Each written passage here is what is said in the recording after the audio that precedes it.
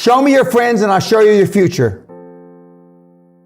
Unless you want average in America, married, 2.4 kids with 1.5 dogs.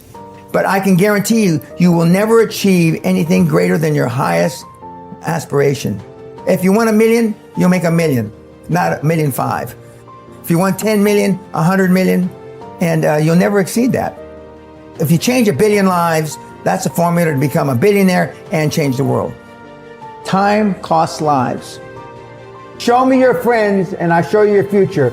You want to know why you're all up? Just look at the bums you hang around with.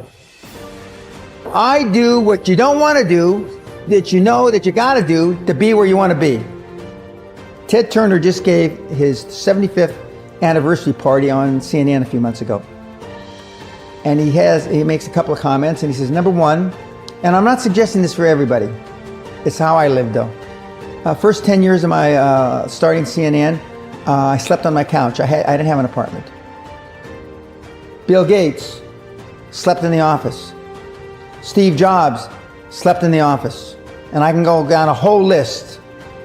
Now these are super successful, mega wealthy guys. I slept in my office. Not everybody's willing to make that sacrifice. But it's not the only thing.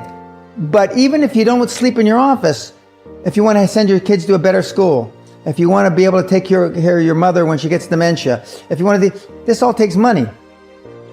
My children aren't getting any of my money when I die. Not one centavo, not one penny. And 2 of my kids are cool with it. One of them's not so cool with it. I'm not gonna, I think Andrew Carnegie, by the way, Andrew Carnegie, arguably the richest, most successful entrepreneur of all time. He said the best thing that you can have for a child is him to be born into poverty. And I agree. Lack of self-esteem, lack of self-worth. Now they think they have self-worth. They think because they made a few bucks. But in actuality, and when they measure it against the other 8, 10, 12 people sitting around the table, they realize, or they start to question, hell, maybe I was just lucky. Now, all of us, when you're only a one-trick guy or gal, think, was I lucky? Now, I've done it so many times, I know I wasn't lucky. I might have been lucky the first time, but I haven't been lucky the 15, 20, 40, 50, I know that. Okay. But maybe I was lucky the first time. But my life changed when I was pretty much a haphazard kid, got in a lot of trouble, got arrested 4 or 5 times, thrown in jail. And this was with my dad as a cop.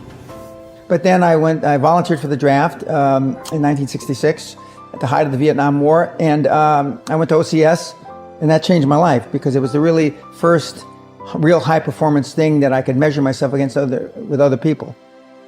2/3 of all Fortune 500 CEOs have one thing in common: military background. Really? 2/3 of those 2/3 have something else: martial arts. What do you learn in martial arts, Brian? Discipline, focus. A lot of people don't believe they deserve to be there. I convince them, and we have these drills, why you belong there. A lot of people that come there, with money, that have made money, think they made it by accident. Right.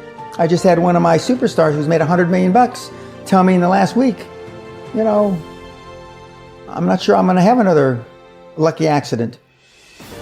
And I said, you did it. I mean, you tried a lot of things. I believe Thomas Edison, I wouldn't have done it 10,000 times. Okay. I would have hired an engineer from MIT to do it.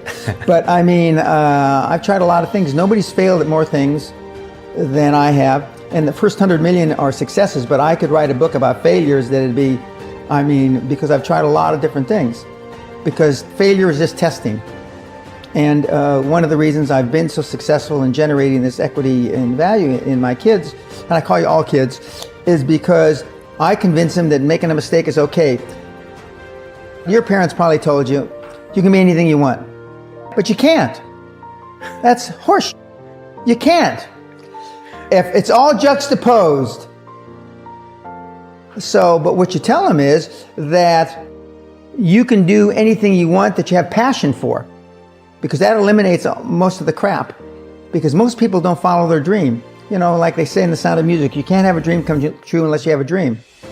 Now, I still dream. I dream in Technicolor. I say my affirmations and goals every single night. It's bloody hard to be a high-performance person. Perfection equals paralysis. If you left it to engineers, no car would ever come off the assembly line. No car would ever come off the assembly line. And I've been in business with enough engineers, I can attest to that with my hand on my heart.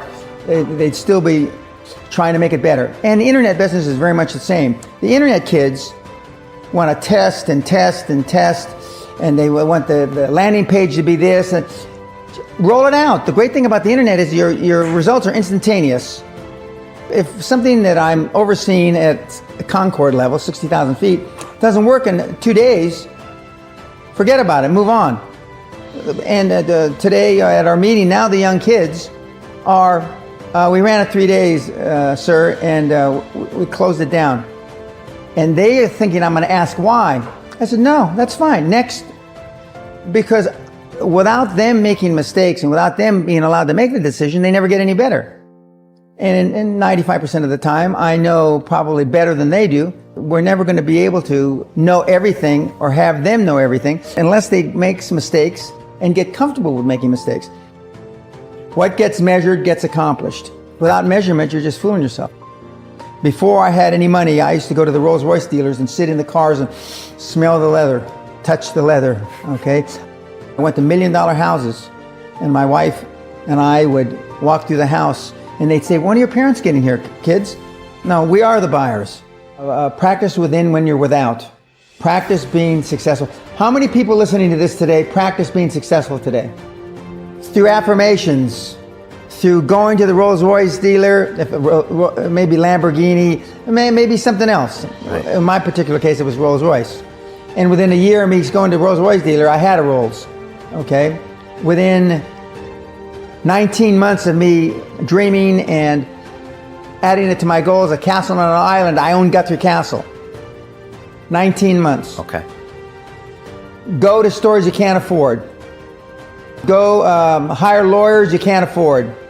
Lawyers will meet with anybody. Accountants will meet with anybody. Go to the big four accountants with a business idea. The first couple meetings are for free. Jettison probably a lot of the people you'll hang around with. If you have poor public speaking skills, join Toastmasters. Do these. If you went to a good school and you're not successful, go to the alumni deals. Okay? I didn't go to a good school. I'm a perfect living example that a lot of trouble as a kid, working class background, my parents, went to just a mediocre university that I flunked out of 3 times before I finally graduated with honors, but and had no money to begin with, $820. So it's all possible. But I devoted myself to feeling successful. I was wearing suits like this before I could afford them. Most people procrastinate because they're unsure, so just do it. And but I've never had a problem just doing it, because one of the things is you learn as a young combat infantry officer is time costs lives. We overanalyze because we're unsure. We don't overanalyze because we are not sure if it'll work or not. We're more worried about, on the emotional side, it embarrassing us.